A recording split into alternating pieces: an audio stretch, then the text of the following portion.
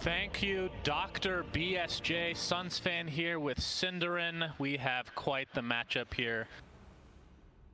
Mike, and great to be with you as always. LGD versus T1. You're supposed to... Oh, I'm finishing your sentences. Sentences, that's right. Yes. T1, this is going to be quite the showdown. T1, of course, got off to a bit of a rough start in the group stage, but have bounced back looking a lot like they did back in the ANA Major. And, of course, LGD virtually untouchable. Yep. Do you think that this is going to be what everybody hopes it to be, which is a 3-game series? I'll be honest with you, I think LGD are just such a strong favorite coming in. Like when you have a group stage where you go 15-1, aren't you kind of supposed to be 2-0 in the first game of the upper bracket, almost no matter who you face from the other group, right? A team that's 10-6 or 11 and... Let's do some math here. 11-5. You're doing great. Go. Keep it up. Like whatever stats you have, when you there's just that gap. When there's a 15-1 team, it's basically a team that's playing more or less flawless. And even though both teams start in the upper bracket, I do think LGD with a clear are the clear favorites here. I will say though, a team like T1 has this ability, especially later on in tournaments. We talked about this during the group stage when we were casting them. They're a little bit slow starters sometimes. Yeah. And they ramp up a lot and get that momentum. And we've seen them get some really good placements at major international tournaments this year. I could definitely see them take a game or even the series, but you need to play at 100% today to beat this team. LGD just have been looking incredible. The one game they dropped was against TSpirit, and look how they played yesterday against OG. Yep. That was no joke. Absolutely rolled them, especially in game number 2. So it's very, very telling. As far as the strategies go, can't say too much here. It's way too surprising. I think the teams are largely sticking to their identities, especially LGD getting solid team fight, a clear late game winning condition, and the ability to fight and sustain their lanes. It's kind of, if you want to break down Dota in a simple way, there's like 3 things you want your compositions to have right. It's laning prowess, it's some sort of catch and way to start fights, and some sort of way of ending the game. And then, okay, maybe let's say 4. You also want to be able to take Roche, right? Right. And it feels like they have everything. The biggest weakness is to take Roche, but you still have at least the Snapfire, Little Shredder, plus Terrorblade with Empower. So you can get it done. Yep, that's very true. Keep in mind, if you are watching on Twitch, I was told by my good friend BuLka that cheering is now enabled. So you just hover your mouse and you hold the button for as long as you want. And a cheer explodes afterwards, Cinderin. Very good stuff. Expecting that top area to be lit up the entire game as a result of adding so many people. There's one thing I know about Twitch chat. It is that if there's anything you can click, they will click. That's true. And then again, and then again. The analytics don't lie. A lot of people are clicking. We had to like triple the servers to be able to withstand the clicking. But nothing to say. We'll be mid on the Davian, aka Dragon Knight, versus Karl's Lina. This is kind of I want to say a bit of an old school match. We don't see Dragon Knight as often mid anymore, but what are your thoughts on this going forward for the laning stage? It seemed like a specific response pick, right? I would think this is a lane that Lina does well in, especially after the nerfs to Dragon Blood. I think Dragon Knight fared better if you go back. Did you catch that? What's that now? That nerf was like 2 months ago or whatever.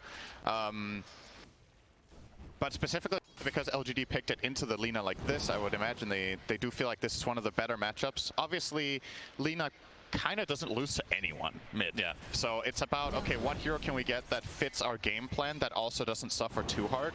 And I think Dragon Knight is one of the heroes that does better, but would still expect just theoretically Karl to come out on top in this lane. But we'll see how it definitely goes. has a better ability to flash farm and whatnot, but the issue with that is if you go to the jungle, then Dragon Knight could do a considerable amount of damage to the tower. But we've been seeing a lot of that into the off lane or the safe lane, like basically not mid. The DK will just transition to another lane as well, so we'll see what they choose to do this time for PSG.LGD. Gotten to cast a few games of T1, but mostly our cast of T1. Oh, Nightmare Bottom. Zephyr could actually be in trouble here. The reflection is there with the right clicks with that Metamorphosis. He gets off his Swarm, press the attack, does give him a little bit extra HP, and will live as a result. But T1, good to see them kind of bouncing back after that first day of group stage, because a lot of high hopes for them, especially in the SCA region. They played out of their minds at the ANA Major, but it felt like after that, they were kind of a hit or a miss. They weren't as consistent as we were hoping. Of course, part of that could be the fact that they qualified for TI and whatnot, but Good to see that they bounce back here, but again, they are against the juggernaut of this, and not just their group, but the entire TI right now in PSG.LGD.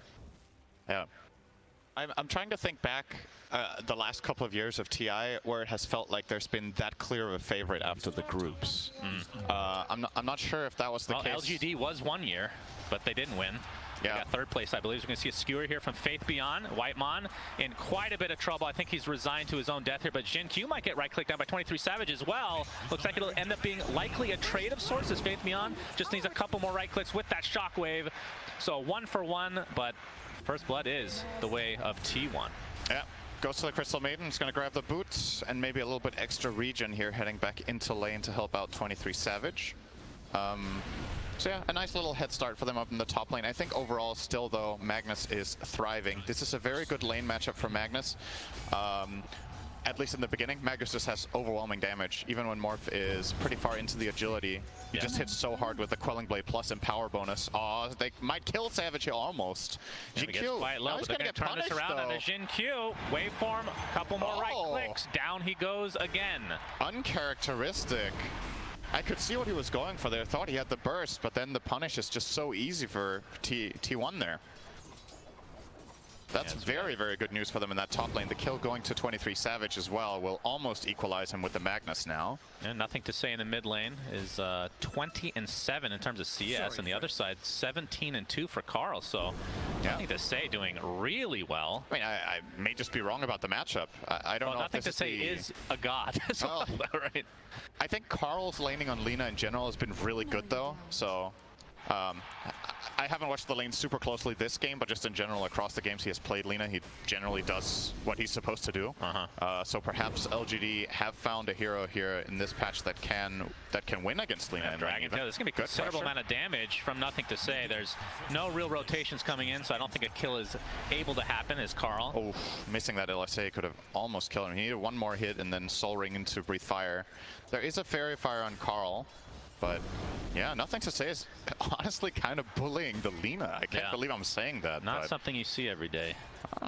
Maybe my read on the matchup's just wrong. XinQ trying to backstab here, but Karl on his way to the triangle here to pick up that bound. Okay, yeah, Y makes a nice transition. He's gonna kill him here. Yeah, the Nightmare with the right clicks. It looks like Zephyr. Oh, he does have one more Shikuchi.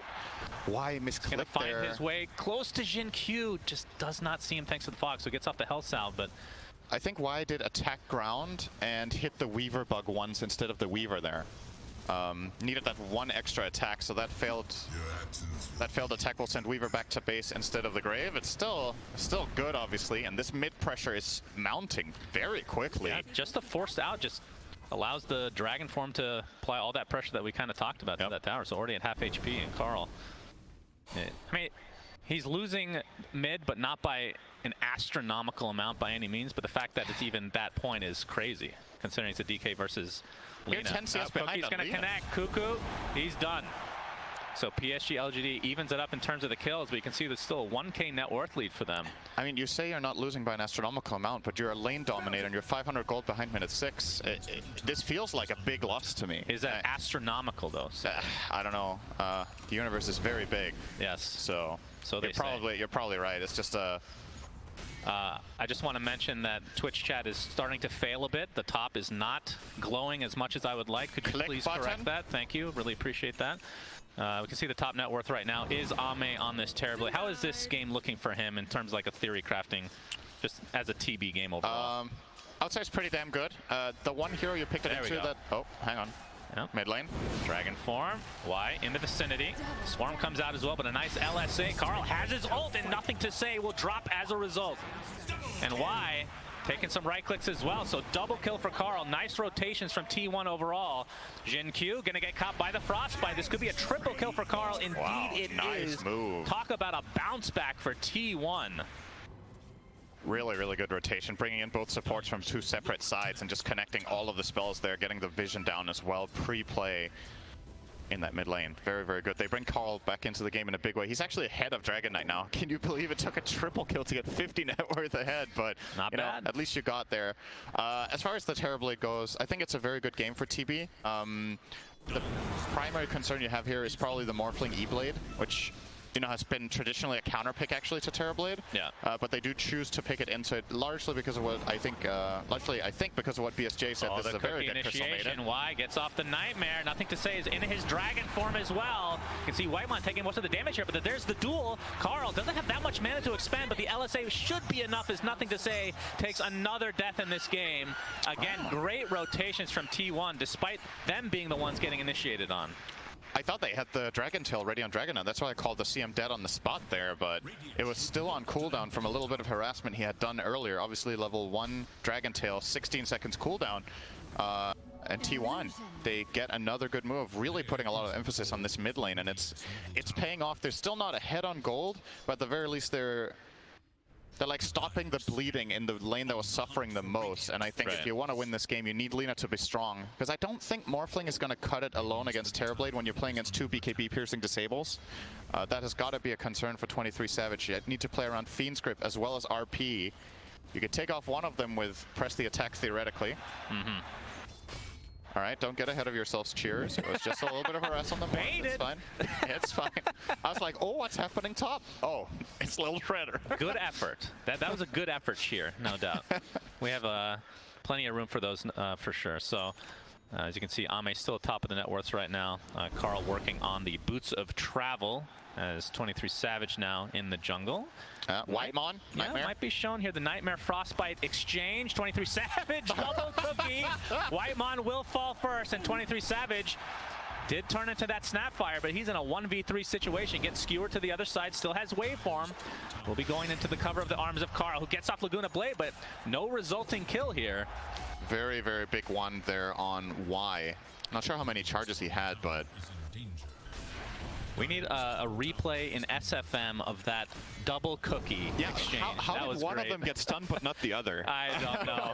Why? He's going to be spotted here, but we'll get the Nightmare off with a couple more right clicks. He doesn't really have anybody that near him, but it is just a support Weaver, of course. Avoids the Swarm. He has Dust. And if Zephyr is feeling cute here and trying to take the bounty run, he could find himself dead, but, well, XinQ. Yeah, Zephyr just being a very annoying presence, as Nothing to Say almost has his tower dead to rights. And the question is, will they get the deny? Likely yes. And that's going to go to CM deny. Yeah, if I were a betting man, I would have lost a lot of money on that one. No doubt. I don't think Crystal Maiden gets many denies in a tournament in general, including creeps. But so Faith Beyond is going to be playing, as you can see, the Magnus here. Magnus TB combo. What are your thoughts on that going forward? Terrorblade has pretty high base damage in Metamorphosis, so he makes for a pretty good empower target. You might not think about it conceptually as a melee hero, which, you know, a lot of the time Terrorblade is in melee form farming. Yeah. Doesn't really need empower as much as other carries do, since he has illusion farm. He just split pushes waves while farming jungle with his main, for example. But it still adds up. It gives you that little extra efficiency, and especially in Metamorphosis, the damage increase can make a very big difference. You know, I was theory crafting that plus the shard for Terrorblade would be really good, but we haven't seen that yet, sadly. That's some Terrorblades have got. Demon Zeal has been. I think I've seen it a couple of games in the tournament, but I don't think they've bought it. Basically, it just allows you to stay in your melee form for a lot longer and not really lose out on much. There's Nothing to Say in the triangle now. He is going for the Blink Dagger first. So, Nothing to Say. Typically, we were used to seeing him as like the mobility type heroes, burst damage. DK is obviously not quite that, but he's more the initiator and building destroyer, as it were. See how that fares to them here. So, I mean, so far, obviously, off to a very good start with his 2K net worth lead. Yeah. PSG.LGD are just being super efficient, right? Like you're 3 kills behind, you got the triple kill mid for Lina, but the fact of the matter is they still end up losing their mid tower around minute 10. Yeah. And both Terrorblade and Magnus are having more or less a free game, especially Ame is completely untouched with all of the emphasis they had to put on Nothing to Say in mid. Ame has 10 CS per minute right now. Well, I think one of the reasons LGD is so good is because of their general flexibility. Like Nothing to Say, I just talked about how different of a role that is, technically speaking. And oh, we're going to see the stop him to the Fiend's Grip. Cuckoo, very unlucky. And that's going to be a kill going the way of Ame again. 3v1. Yeah. That Centaur has some other agendas on the mind, no doubt. Yep. But we might see some action in this top lane. Nothing to say. I mean, Dragon Knight's not really one of those heroes that's going to take up that much space farming, so that leaves Faith Beyond to get really big. There's the stun into the RP. Do they have enough damage to take out the Morphling? Yes, indeed they do. And T1 absolutely getting crushed right now. 3K net worth lead. Nightmare. Do they have the vision? Yep. The time lapse in place just for the HP, but double kill goes the way of XinQ, and a tier 1 tower to fall as well. But talk about getting value out of a rune. He got 3 kills set up with that invis plus the tower, and one of them is that big Morphling on the enemy side. So huge here from PSG.LGD. And T1 do get the tier 1 mid, so they get some sort of a trade at least. Oh, Karl? What you doing, buddy? Is a dagger on the way, I think, for Dragon Knight, but will be a little bit too late. So Karl gets out of there. Very dangerous position to find himself in. Going for the standard Lina build here with travels into BKB. Like I talked about before, the concerns from Morph, they're kind of shared here with Lina, right? You get BKB, which you feel like you have to against some of this control of the Radiant side, including like Dragon Tail. But you're still susceptible to RP as well as Grip, so you can't. In some games, you can get this BKB on Lina and you feel like Superman, you know, for a while in these fights. It's just not going to be the case. You still need to keep your cool and maintain really strong positioning. So, good news for T1 though. Cuckoo is about to get the dagger. Well, bad news is that PSG.LGD now have 2 daggers to work with. Yep. So expect them to ramp it up always, even more. you focus on the negatives. Thank you. Well, that you could look at it as a positive for LGD. Why does that have to be a negative, Cinderin? That's actually very true. Technically true, and technically is the best type of true. That is, I love it. Whoever said that is a genius. Yep. That's probably me then. Yep. Ame working on, looks like he has the Falcon Blade Yasha, so Scotty looks to be next. Is there any reason to, I mean, is he skipping the Manta for now and just get it later? Actually, probably has, maybe he is finishing Manta now with just the recipe to go. I think he's just gonna skip it. I think he gets Yasha as the value item here for farming speed, and you can. I don't think There's not much to dispel, so. Yeah, exactly. It's not much to dispel. There's Frostbite, but you're gonna play around that probably. Oh, nothing to say. Spots the smoke, blinks in, gets the initiation. It's just Whitemon. So at the very least for T1, that's a silver lining. Yeah, I need to get the hell out of there. Triangle gonna get dewarded now. Yeah. They are pinging that there should be a ward there. None of them have a sentry though. So, oh, they have one on Nothing to Say. Yeah. On the Dragon Knight, just checking both supports. But that was something they were talking about in the panel as well, right? That these players, LGD are pretty creative about how they distribute their wards. And that time around, I believe Nothing to Say gets it. Keep in mind as well, something that's been in the game since this entire change with getting gold for dewarding, it is the player placing the sentry that gets the gold here. And that's true. That obviously means if you're in a commanding position and you make a team move, you can funnel extra gold into your cores by letting them deward instead of having supports do it. So, depending on the circumstance, I think having sentries on, in theory, every hero in the backpack could actually be kind of cool, right? Because then whoever needs the gold the most can be given the gold at any given time. Might be something that LGD are taking more advantage of than other teams. Yeah, that's definitely one of those changes that I mean, that was of note for that patch, but taking full advantage of it. Sorry, I said the person that placed the ward. I meant the person who buys the ward, right? Cinder, everybody knows what you're saying is correct, okay? Yes. Even if what you say isn't. But like, imagine this. Imagine in the game, every player buys one sentry, right? Yeah. You buy a sentry and you bring it with you. And then whenever you make a move, you can choose who gets the goal. It's kind of, it's like it's a very, very detailed play, so to say. But when you're on LGD's level and you min-max basically everything, you could see why they would do something like that. I do think it was his own sentry, right? It does display that Nothing to Say got the gold at least, so I do think he bought it. 4K net worth lead now for LGD. And you have to think that's just going to increase thanks to this Empower being placed constantly on Ame with that TB, allowing him to just take Ancients without having a meta. And Karl, at the very least, will get this tier 2 bot. So it does have a BKB. That's a tier 1 travel right now. That's the first tower. That is the first tower? Yep. What did I just say? Tier 2. But you probably said tier 2 because it was the second tower of the game. Second tier 1 tower, Cinder. Let's get a cheer for Cinderin for correcting me. Really appreciate that. Woo! let's get cheers in the chat. Appreciate that. Looking behind me, the crowd loves it. Yeah, Ricky is very proud of you.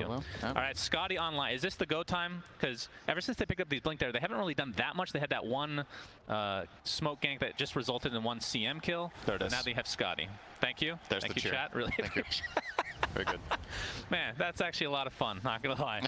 Now we have okay, just like I said. So Scotty is go time. Yep. PSG.LGD. They might just go for Roche potentially. Probably would prefer to get a pick off beforehand. Yeah, and they might just find Zephyr here. Zephyr? No ward though. Yeah. Okay, there's counter smoke smoke breaks. now. Yep. Why? Why not? Area, but doesn't look like there will be a resulting kill, at least not yet. Kuku, in the meantime, has his armlet. We've been seeing that pretty much every game on Legion Commanders, along with the blink dagger that you mentioned.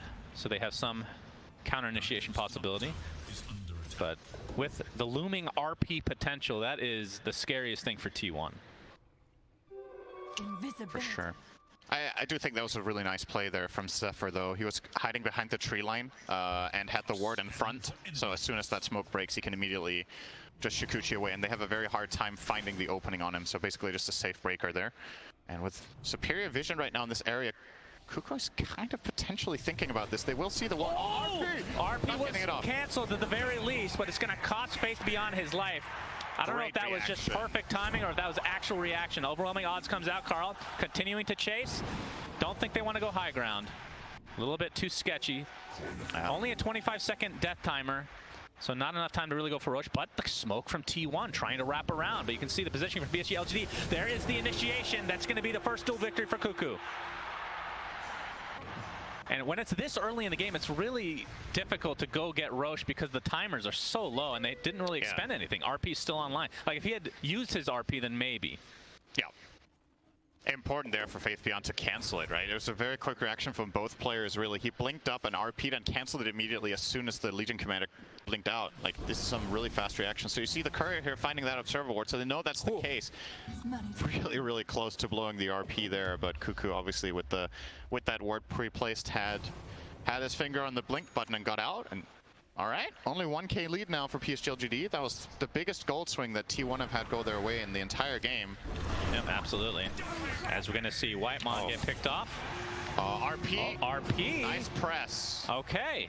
Well, that didn't result in much. Here's the duel onto the Dragon Knight. Buyback now from YapzOr, but it looks like the damage is going to go the way of the Dragon instead. It will be a trade of lives, though, as that is a dieback on the YapzOr. And we'll see if this is enough for PSG.LGD to try to go into the Roche pit.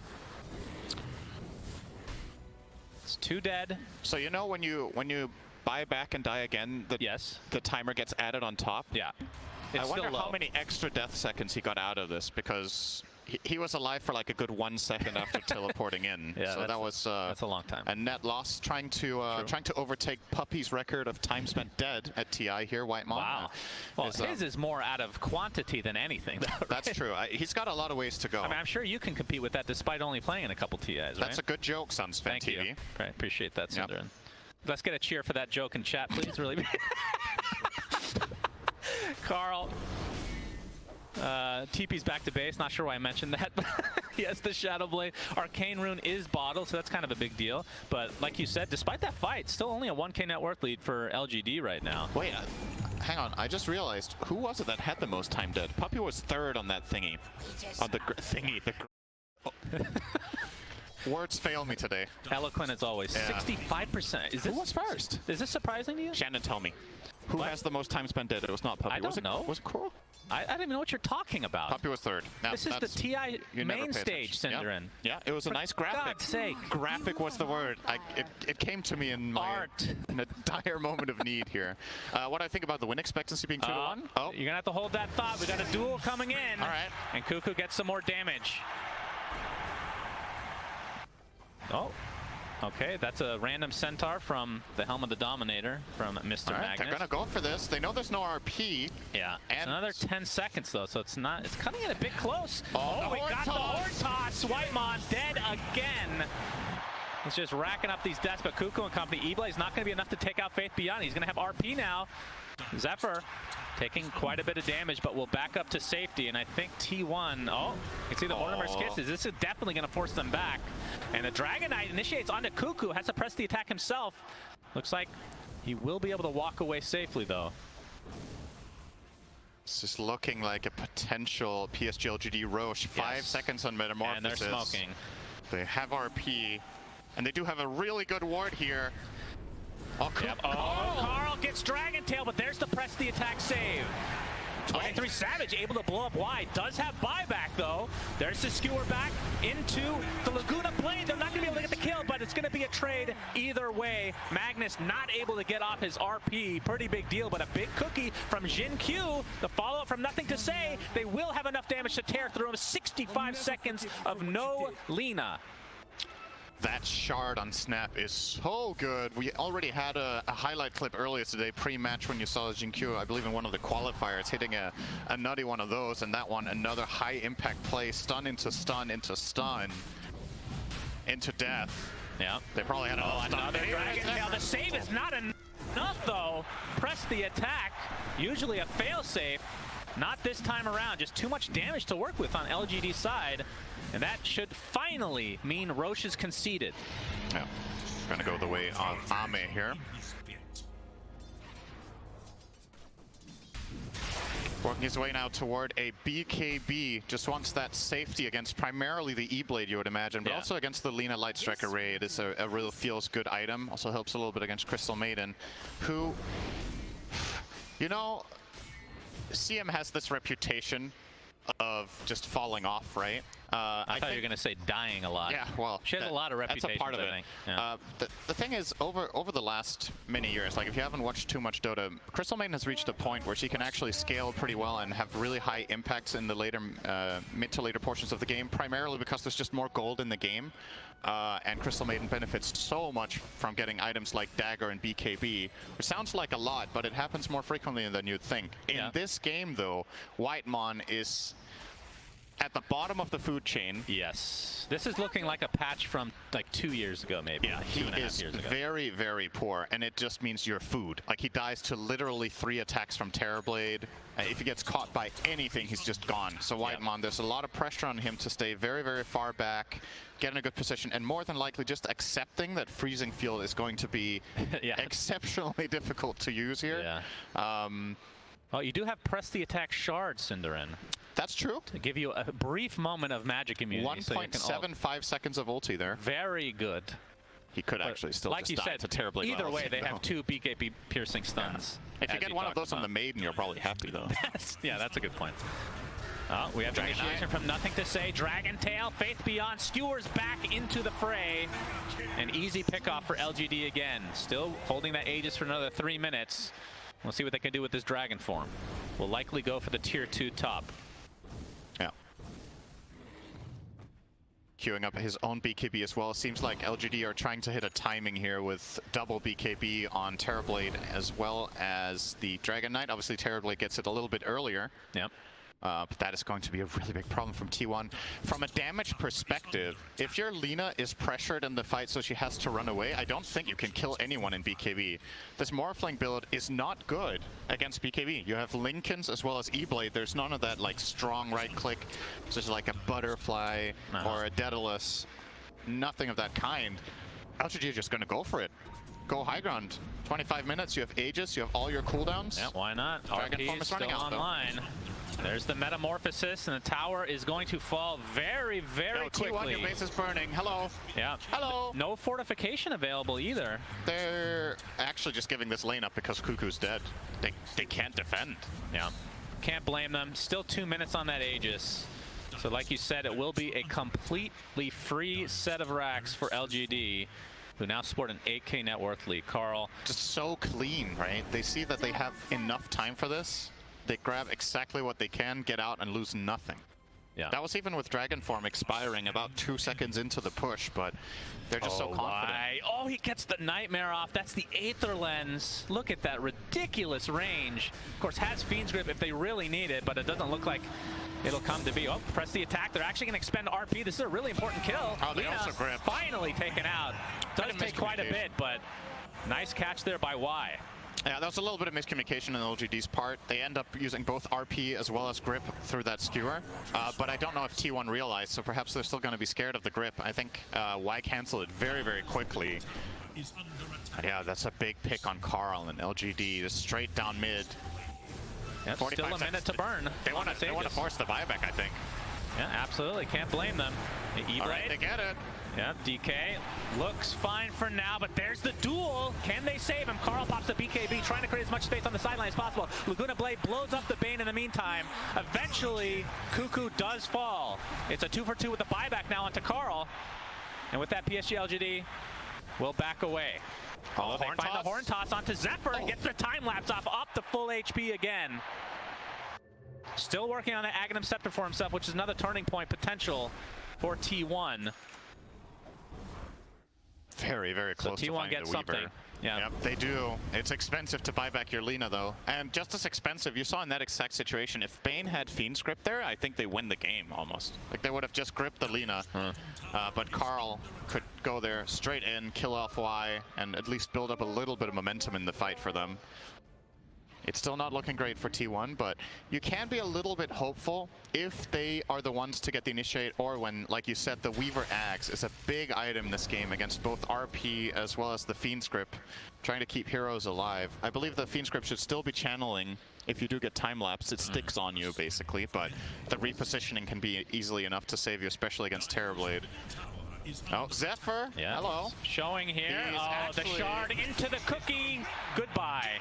You talked about the power of XinQ shard, and when you combine that with a blink dagger, it is very hard to avoid, even as a Weaver. He was not expecting to find enemies there, but PSG.LGD have that ward sentry combination. They were ready. And look at the discrepancy between 1 and 2 here, between 23 Savage and Ame. Yep. That is pretty gigantic. And it's just growing from here. So Ame, what is he working on now? Obviously finished the Manta a while ago into the BKB and has his sights set towards Chrysalis. And then for 23 Savage on the other side, you talked about the Lincolns. I mean, would you change this build in any way? It feels like Lincoln's is almost necessary, but at the same time, I mean, Lincoln's doesn't feel that bad on Morphling just because of the stats nature to it, but yeah, it's you're rough, still lacking right? some damage, right? Yeah, you are. Maybe he wants to bypass BKB entirely in his build and just trust Cuckoo to press the attack, the biggest key spell, but it still needs the Lincolns against the Bane, and I think his item build is fine. It's just, like you said, you need more. And the problem is LGD have been ahead the whole game, just pushing in your waves better. Yeah. So Terrorblade will be that one major item ahead. And as far as Ame goes, he doesn't have a defensive item similar to Lincoln's. He has the BKB, which is super high impact for the type of team fights that LGD's lineup plays. It's very high burst. You get an RP, you get a grip, you get a Dragon Tail, and you just commit and go. The only thing you've had to worry about the whole game until now was that press the attack. But now there's a second quote-unquote press the attack from Zephyr. And this is a smoke timing for T1. They're gonna go for it. Yeah, and this is gonna be the Ags reveal, like you said. So we'll see if PSG.LGD play around that or not. But it could have huge impact, as apparently only one buyback in the game right now, for NothingToSay. Yeah, he also has a gem, and he's holding a very strong high ground position. XinQ. Oh, yeah, he spots in Glimmer Cape into Blink. All right. Yeah, they thought that somebody was high ground, but they didn't know he was invisible as well, as Ame is going to show bot lane. And looks like this tier 2 will fall as a result. Just masterfully done from LGD, right? They avoid the smoke play, they get the stronger position, and they get a tower. So effectively, T1 smoke to lose there. Usually, the worst case scenario when you smoke, if you don't find a fight, is that the enemy team hides, but you gain some ground. You didn't even gain ground, you actually lost it. Into the jungle, LGD goes. It's not an insurmountable lead for T1 to try to come back from. Cuckoo. Oh, that was felt like a longer TP. Not sure where he ended up, but it was just in the fountain. Maybe not. Cutting it close there. Still working on his BKB. As second Roche is available. Now, who gets the shards? I was gonna. You said it first. I mean, Faith Beyond already has his, right? So You do a really good Suns fan impersonation. Did you know that? oh boy, that's an insult, I'm pretty sure. Yeah, it is. Maybe you get the Demon Zeal. I'm not sure actually this game. This is, you could go for the Dragon one's okay. I actually think they're going to give him the Zeal here. Alright, yep, there it is. Yep. You will consume it. So Demon Zeal, basically costing 20% of TB's HP, and you get movement speed, attack speed. While in melee form, you get even more. It's a double up. Yeah. Pretty strong, and especially when combined like we talked about with the Empower. I mean, not that he's having trouble farming right now, Syndrome, but this will add it to another level. As Faith Beyond will get the skewer off into the Dragon Tail, and YapzOr again. The crowd goes wild, yeah! They really like watching Crystal Maiden die. I was like, damn, he only took 2 hits like expected. He even has a plate mail. Like, imagine if he didn't on the Maiden. Yeah. It's tough times to be a Crystal Maiden in this game. You get caught by literally anything, you're just gone. So, easy She's pick quite there. slow, sadly. So, Ame, I guess next item for him is actually just going to be the completed Daedalus, which I would assume takes the place of his boots if his Aegis is still in his inventory. And worth keeping in mind when you have Satanic like this, Demon Zeal just feels good to use. You restore your health so fast anyway, so using it in fights, sometimes that can be a double-edged sword. Yeah, you get more damage, but you also take 20% health. Usually when you have Satanic, it doesn't really matter that much. All you need is to get in 1 attack when you're starting to struggle, and you're going to get all of that health back right in, and here we go. And here we have meta popped again. Oh, Karl isn't in position Oh, the yet. skewer back with the horn toss set up into the RP, but no! Press the attack waveform is enough to bait out the RP. And T1, see if they want to try to take advantage of this. I mean, they're going to have to if this continues to go in LGD's favor with this push. E-Blade onto Ame. You can see the jump in from NothingToSay with an overwhelming blink being shown as Karl has to pop his BKB, and there is the duel. Do they have enough damage? But the Sunder from Ame, allowing the duel victory to go the way of NothingToSay. He's just going to walk that one off, but 23 Savage can't walk that one off. That is just too much damage to withstand. And Karl jumps in. This is going to be the beginning of the end, I do believe, although 2 buybacks come out for T1. And the Metamorphosis is running out, but again, he has Demon Zeal to work with. Bane's going to take a tumble. YapzOr drops to the deck as well, 1 for 1. Laguna Blade, Ame getting extremely low. That's just the Aegis, though. And Karl completely out of mana. NothingToSay is still alive throughout all of this, some way, somehow. And just going to play all the pressure to the racks here. This will be a dieback onto Karl. And it looks like that is going to be enough to GG out of game 1. And like we talked about, Syndrome, T1 have looked really good after that first day of the group stage, but LGD are just on another level of everyone so far.